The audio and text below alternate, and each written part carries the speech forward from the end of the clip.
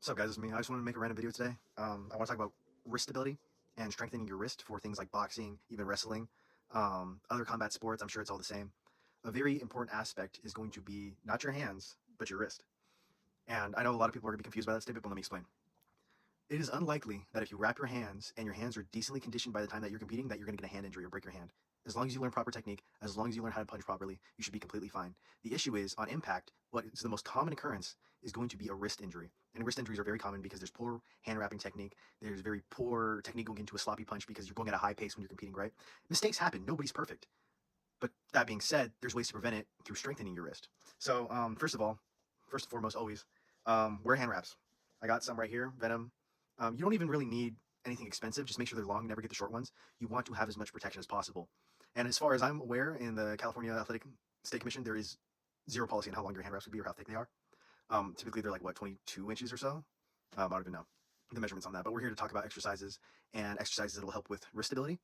But yes, I just want to start off the video with make sure to wear your hand wraps, whether you're hitting the bag light or hitting the bag hard, doesn't matter. Whether you're hitting a medium bag or a heavy bag, doesn't matter. Protect your wrist at all times. Wear gloves. You're not a tough guy.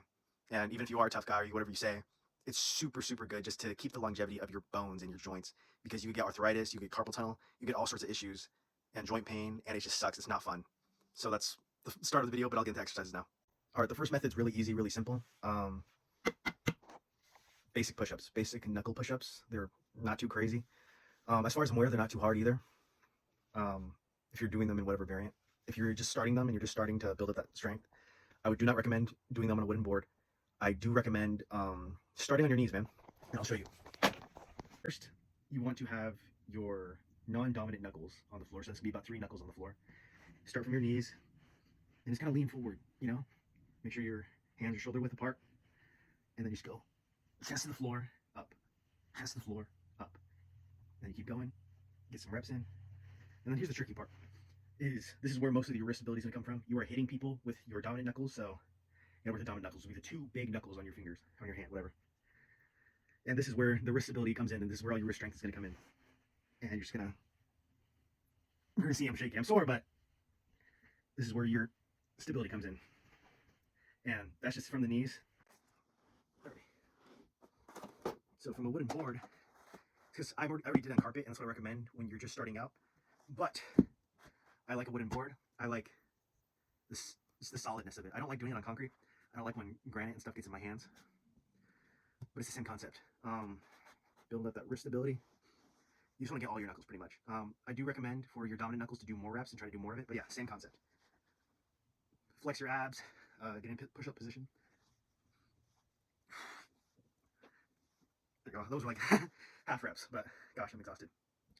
Okay, same concept.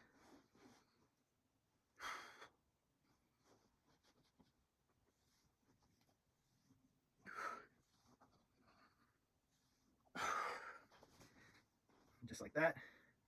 That's one exercise. Exercise, a little different, but real simple. You do need a kettlebell. And this one I actually learned in wrestling. But I promise you guys, you want to see stronger wrist, you want to see more stability, you want that wrist strength, this works. And you can ask your local wrestlers, and I've seen boxers do it too. Ignore the thing I got on here. That's for a different exercise that I do. But now you can do this at an elevation. It's more comfortable that way. But I figured, why not? It's not a big deal. Just gonna grab it, flip. That simple. You don't need to make it complex. You don't need to add more to it. Don't try to pull back on it and flip it. I mean, I guess you can if you want to, but with a much lighter weight. I do it with a heavier one, but that's just because that's the only one I have. And you're gonna, like that. Now, obviously my left hand's stronger than my right hand because I'm left hand dominant. And I haven't done these before, I'm exhausted, but still do this. I can move, so it makes more sense. But yeah, just like that. You know what? Let me restart. You're going to have your elbows flat. You need your elbows to be flat to do this, so then you're really putting your wrist into it. But this exercise is amazing for building up that wrist strength. And you just want to do some reps,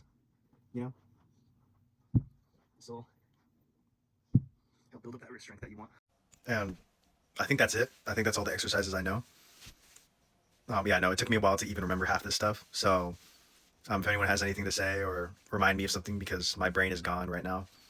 But I think those are just the 2 exercises I grew up doing, and those are the 2 that helped me prevent myself from ever getting injured. I'm sure you guys could advise other ones too, but those are my 2 main ones, and I've had 2 wrist injuries ever in 5 years of competing and then 10 years of just sparring and enjoying the sport.